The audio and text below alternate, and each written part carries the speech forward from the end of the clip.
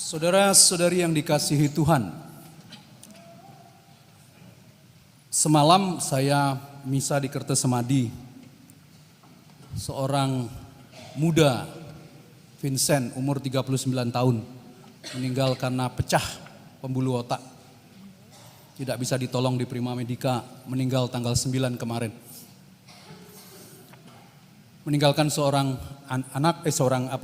istri dan 5 orang anak. Keluarga besar dari Malaka, dari tempatnya Romo Sintus.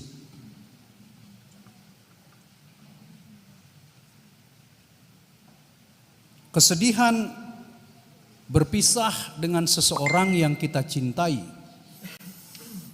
itu menjadi pengalaman kita, hampir semua kita. Saya tahu Tuhan Yesus membangkitkan dia, saya tahu dia akan bahagia di sana. Tapi kesedihan itu Romo sulit sekali. Seorang bapak yang terkenal di kota Denpasar merasakan kepedihan yang luar biasa ditinggal sang istri dan seolah-olah hidupnya itu hilang sudah. Kepedihan ditinggalkan orang yang kita cintai, sampai kapanpun akan kita bawa kemana saja kita pergi. Saudara-saudari yang dikasihi Tuhan, Gereja Katolik mempercayai adanya tempat yang disebut dengan purgatorium. Diterjemahkan dalam bahasa Indonesia api penyucian. Karena purgare bahasa Latin itu artinya membersihkan. Mengambil dari tempat di mana dia tidak seharusnya berada, purgatorium. Mengapa ada purgatorium? Karena praktek mendoakan arwah itu sudah jauh ada sebelum adanya Yesus. Salah satunya ada dalam kitab Makabe yang oleh saudara-saudara Protestan itu tidak dimasukkan dalam kitab suci mereka dan dianggap sebagai Deuterokanonika. Dalam 2 Makabe itu jelas sekali satu praktek bahwa para serdadu-serdadu, tentara-tentara yang meninggal itu ditemukan ketika mereka meninggal, ditemukan jimat-jimat di dalam di badan mereka, lalu kemudian dikumpulkan uang dikirimkan ke Yerusalem, ke Bait Allah untuk dipersembahkan korban bagi pengampunan dosa-dosa mereka. Itu salah satu contoh, tapi ada banyak sekali bukti di dalam Alkitab bahwa orang mati itu masih perlu didoakan.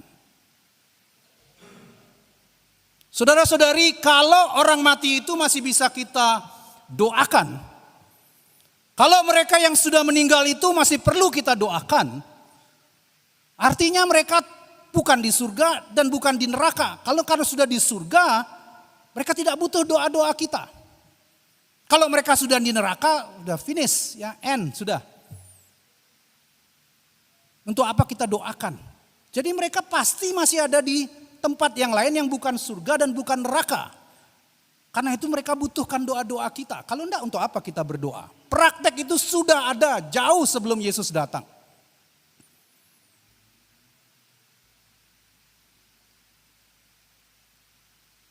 Jadi konsep purgatorium, tempat, temporary place. Kalau kita bayangkan tempat, lalu kita bayangkan itu sebuah tempat, begitu enggak? Bukan tempat seperti yang kita pikirkan, tapi satu keadaan, a state of being, a condition, itu kata Yohanes Paulus II mengatakan, purgatorium atau purgatory is a state of being, satu keadaan, bukan tempat seperti Romo Roni sekarang ada di Posarang begitu, dari Babakan dia beralih ke Posarang. Orang Babakan mati, Beli Petrus mati, beralih dari Babakan, dari Kubu dia beralih ke mana, Muncuk Gunung mana begitu. Bukan. Purgatorium is a state of being.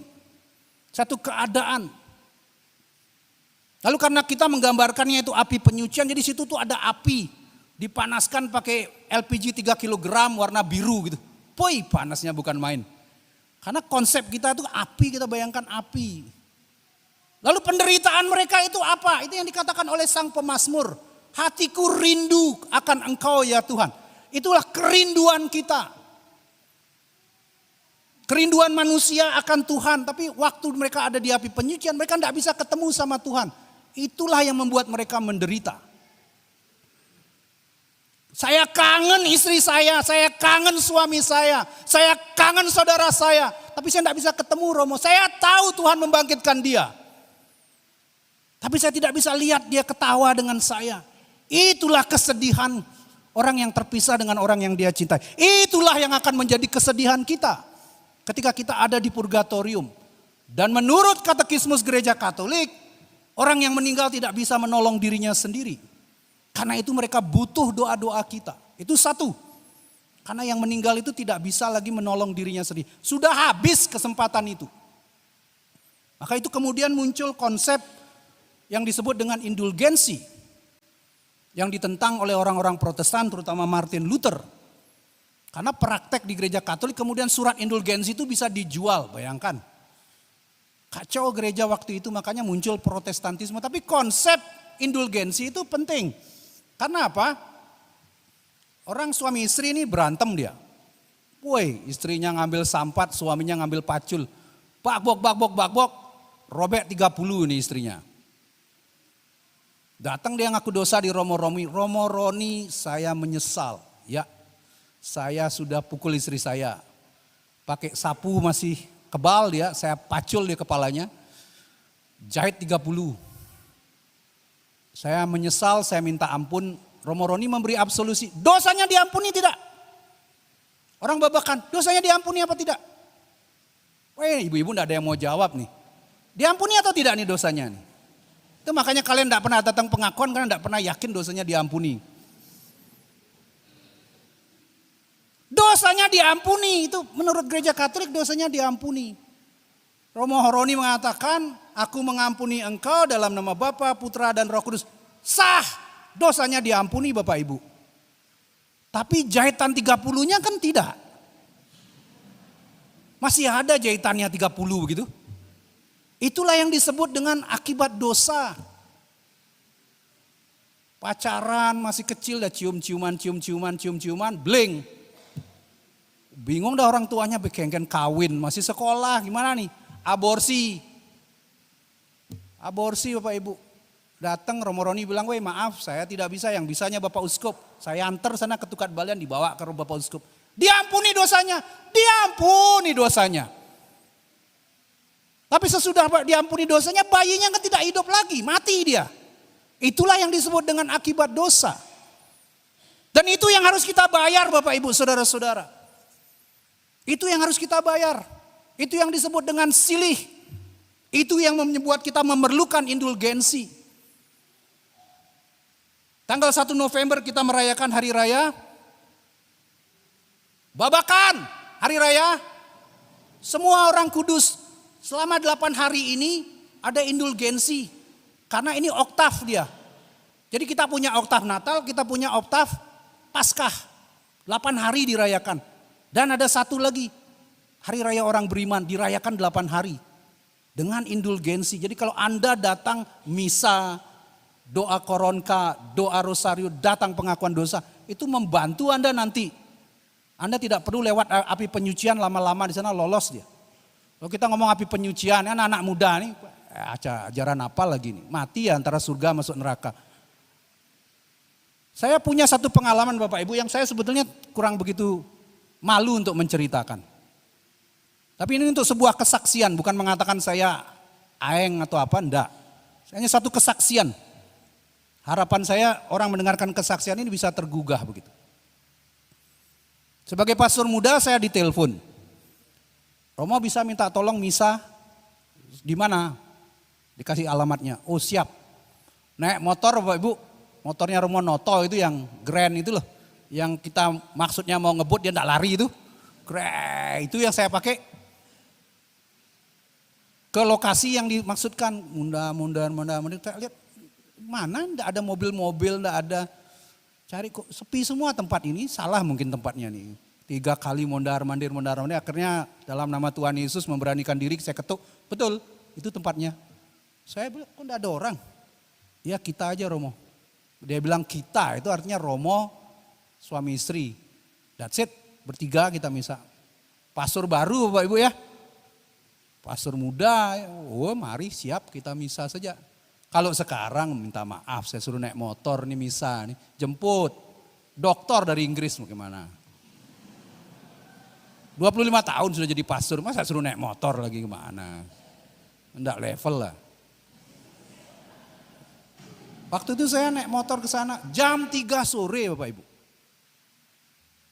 Misa cuman bertiga nih, tapi sudah namanya pastor kan semangat. Itu waktu baru tabisan tuh batu saya pegang jadi emas Bapak Ibu, masih sakti ya. Pastor baru-baru tabisan kan masih aeng nih, bisa nyetop hujan gitu. Sudah lewat kan banyak dosanya ya, doa sampai mebuses yang dikabul-kabulkan kan gitu. Ya. Jadi ini berdoa bersama ibu ini, dua bapak ibu ini, saya berdoa misa bertiga. Saya enggak kenal orang ini, saya enggak tahu dia dapat telepon dari mana nomor saya. Tapi saya datang, begitu saya bilang doa pembukaan, marilah berdoa, saya pejamkan mata. Wih, masih sakti waktu itu. Saya lihat, mata saya tertutup, saya lihat seperti orang bergerak. Saya pikir ini siang-siang mungkin saya kunang-kunangan ini mungkin. Tapi saya lihat begini, kayak beceng-beceng Bapak Ibu. Kayak beludru itu, banyak sekali. Saya pikir apa ini? Saya konsentrasi lihat lagi. Sekarang bukan beceng-beceng yang saya lihat. Sekarang seperti ikan yang kekurangan oksigen. Banyak sekali. Saya bilang, wih apa ini? Saya lihat lagi, coba konsentrasi fokus Bapak Ibu, apa yang saya lihat? Saya menangis. Saya lihat muka manusia, banyak sekali bayi. Saya langsung buka mata begini, saya bilang, saya lihat ini. Yang ibunya langsung terduduk, yang bapaknya sudah menangis, ibunya menangis. Kami berdua dokter. Kami buka klinik aborsi. Saya tidak bisa lupa, saya nangis itu. Banyak sekali. Sejak itu saya selalu berdoa untuk bayi-bayi yang diaborsi. Kalian pikir bayi mati dia tidak berdosa, langsung dia masuk surga jalan tol. Dari pengalaman pastoral saya mengatakan tidak. Kalian tidak percaya, terserah kalian, tapi saya pengalaman itu mempertobatkan saya. Saya terus berdoa untuk bayi-bayi yang diaborsi. Kalian enak-enak bikin lalu kemudian aborsi. Ada pasangan-pasangan yang bolak-balik datang minta didoakan supaya bisa punya anak. Enggak, dikasih-kasih sama Tuhan. Ini ada anak-anak bodoh nih. Kalau kita bilang gadis bijaksana, enggak, gadis goblok. Hamil mau diapakan sekarang, tinggal nangis, nyebak aja. Orang tuanya enggak bisa buat apa, yang tinggal aborsi aja. Kalian harus bayar itu. Kalau kalian enggak takut sama neraka, takut sama api penyucian, karena api penyucian kita betul-betul dalam penderitaan. Kok tahu Romo pernah ke sana? Baca itu ceritanya Santa Faustina itu sudah dinyatakan santa oleh gereja. Baca itu Santa Teresia Lisieux. Baca itu kisah Fatima. Roh-roh itu datang minta didoakan. Orang ke gereja, orang doa itu hanya pada tanggal 2 November. Enggak, seluruh bulan November ini kita berdoa bagi orang-orang yang meninggal. Karena tanpa pertolongan mereka enggak bisa. Dan gereja itu bukan hanya gereja yang kelihatan, itu kita katakan di dalam syahadat. Aku percaya akan Tuhan yang kelihatan dan tidak kelihatan. Gereja yang komunio, gereja yang kelihatan dan gereja yang tidak kelihatan. Kita ini disebut dengan gereja yang berjuang, the militant church. Lalu kemudian ada the suffering church, gereja yang menderita, itu mereka yang di api penyucian. Lalu kemudian ada the triumphant church, gereja yang jaya itu mereka-mereka yang sudah sampai di tempat akhir. Itu yang para santo santa itu. Jadi bulan November ini bagus sekali, kita dimulai dengan visi. Kita berdoa untuk sinode. Soal apa? Visi, misi, partisipasi. Visinya apa? Ini, para kudus. Berbahagialah kamu yang miskin, berbahagialah kamu yang sekarang menderita, berbahagialah kamu yang hatinya suci murni. Itu semua, itulah para santo santa. Visi kita diberikan tanggal 1. Selanjutnya dari tanggal 2 sampai akhir, kita berdoa untuk mereka yang masih dalam perjalanan ke sana. Ini saya baru ngomong soal roh-roh, saya belum ngomong soal mantra-mantra ya. Oh lebih kacau lagi. Anda pernah lihat keris bisa berdiri ini, ujungnya di bawah, gagangnya di atas, pernah lihat? Kecuali ada yang pegangin gak kelihatan gitu ya. Wah ini bisa dia. Mantra itu apa Bapak Ibu? Mantra itu adalah kesepakatan antara yang hidup dan yang mati. Roh orang yang sudah mati itu diikat dengan mantra. Jadi kalau Anda katakan ini kerisnya ada isinya apa sih itu? Oh energi kekuatan, gundulmu. Itu isinya roh yang diikat dengan mantra. Ini perempuan kelihatannya cantik, dia pakai susuk. Susuk itu apa? Besi kuning dimasukkan ke sini. Mantra Bapak Ibu. Mantra itu kesepakatan antara yang hidup dan yang mati. Orang mati itu diikat dengan mantra. Ada yang punya bungkung, ada pergi ke Balian. Kalian pergi ke Balian, kalian buat kesepakatan. Kesepakatan dengan siapa? Bukan dengan si dukun. Kesepakatan dengan kekuatan di belakang si dukun ini. Maka Anda mencari kekuatan-kekuatan di luar Tuhan. Saya pijetin orang nih, 1 jam ya sudah tangan kaku udah nih sakit semua tangan. Ini tukang pijat nih bisa pijat orang 15 kali, di 15 orang di 1 hari. Woi bayunya siapa dia pakai nih? Kita belum ngomong soal pelacur ya. Bapak Ibu kalau berhubungan dengan suami istri 1 hari berapa kali? Woi karena pengantin baru 12 kali Romo. Weh ngai-ngai kan. Pelacur itu bisa sampai berkali-kali Bapak Ibu. 1 hari. Orang tanya kekuatan siapa dia pakai? Saya pernah wawancara beberapa dari mereka itu bagaimana ritual yang mereka harus jalani. Mantra-mantra, pantangan-pantangan yang mereka harus hindari. Semua pakai mantra Bapak Ibu. Mantra itu apa? Kesepakatan antara yang hidup dan yang mati. Maka tugas kita orang-orang Katolik itu kita membebaskan roh-roh yang diikat ini. Bukan malah kita cari kekuatannya mereka. Itu salah besar.